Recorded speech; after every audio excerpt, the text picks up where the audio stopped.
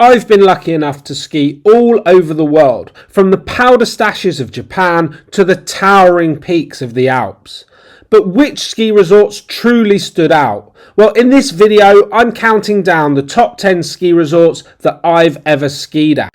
I'd love to hear your top 10 ski resorts, so whilst you're watching, be sure to drop your best ski resorts down in the comments. Let's jump right in. At number 10 is a ski resort with some of the best views I've encountered in the world, Coronet Peak. It was really hard to choose between New Zealand ski resorts, with the Remarkables holding a soft place in my heart and Mount Hutt being another epic experience. But for me, the views at New Zealand's original ski-feld Coronet Peak were hard to beat. And as one of the closest to the town of Queenstown, it deserves its place on this list. Despite not having incredible conditions on my trip to Coronet Peak, I loved snowboarding here, and the night skiing experience was one to remember. At number 9 is Andermatt, Switzerland. Andermatt really surprised me and is a destination I'd love to visit again. I visited during peak school holidays and was expecting this popular Swiss mountain town to be bustling. It was anything but, with both the town and more importantly the pistes quiet, meaning empty slopes and no lift lines. Andermatt is split into two main areas. One focused on the intermediate clientele with fantastic pistes that sprawl their way between Natchen and Descentist. The other area, the Gemstock, is home to some excellent freeride terrain that attracts powder hounds from around the world. Despite visiting Andermatt late in the season, I was blessed with exceptional conditions that reassured me about Andermatt as a destination.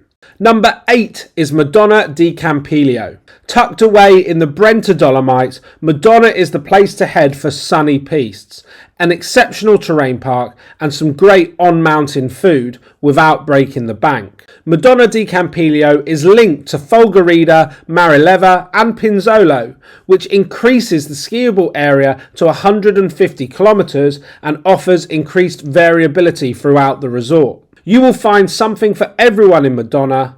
Don't miss Cannelloni Miramonti, the home to Madonna di Campiglio's FIS race. In at number 7 is France's Les Trois Vallées.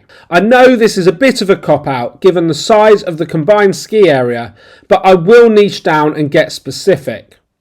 The Three Valleys is the world's largest connected ski resort with over 600 kilometres of slopes, meaning that everyone is catered for. My experience of the Three Valleys is that each unique town has its own experience, with Courchevel offering luxury, Méribel offering central convenience, and my favourite, Val Thorens, being more down to earth. The area of Val Thorens, however, isn't just my favourite for being grounded. Val Thorens has plenty to offer within its ski area, a long season with a skiable glacier, epic off-piste and close links to Orel and Les Menuires, which are also great for off-piste. In at number 6 is Heavenly Mountain Resort. I have to admit, it was a real tough decision for this position between Heavenly and Kirkwood. I love Kirkwood, it is a throwback to what a ski resort should be, epic terrain and no lift lines. However, Heavenly Mountain Resort is insane.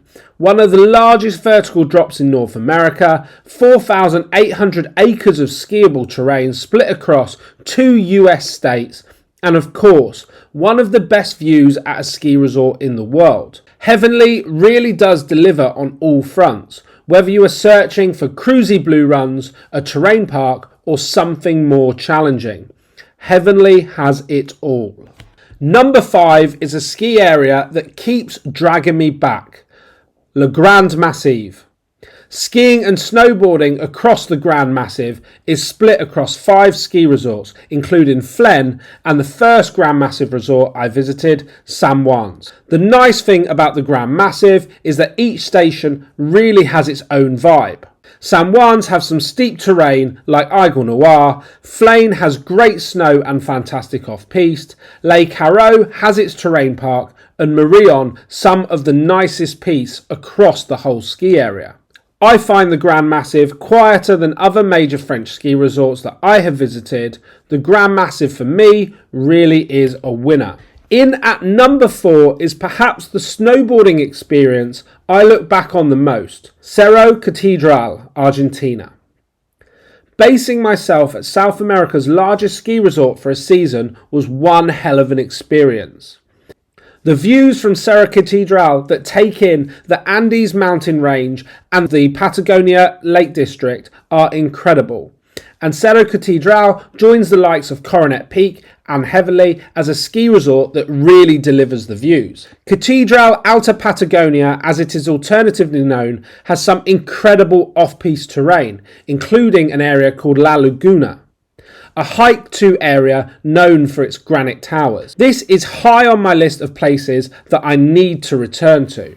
Another ski resort that I've spent a season at is at number 3. Sun Peaks, British Columbia. Again, this was a tough shout between Sun Peaks and Marmot Basin, but Sun Peaks wins out because Canada's second largest ski resort has a lot to offer.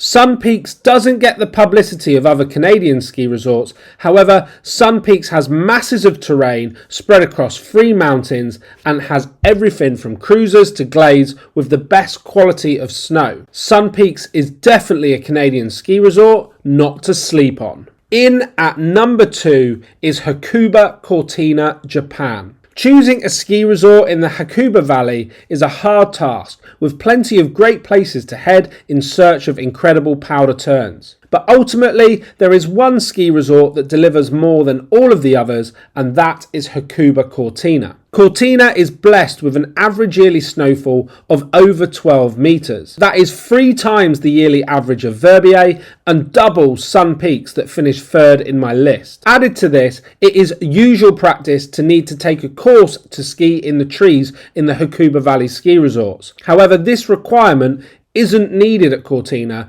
therefore all of the terrain at the ski resort is fair game. I had plenty of insane days at Hakuba Cortina, and the backcountry run between Cortina and neighbour Norikora Onsen was insane. Easily deserves its place in the top 3. Finding a ski resort to sit top of your list is no easy feat, especially when you're compiling a list from ski resorts spread across 5 continents. To be the number 1 ski resort on my list, I needed a resort that exceeded my expectations, delivers repeatedly when I visit, and has some incredible terrain. Throw in a gorgeous village, over 100 kilometres apiece, and a cheap season pass, I am absolutely sold on the ski resort of Grimentz-Zinal in Switzerland's Val d'Anivier.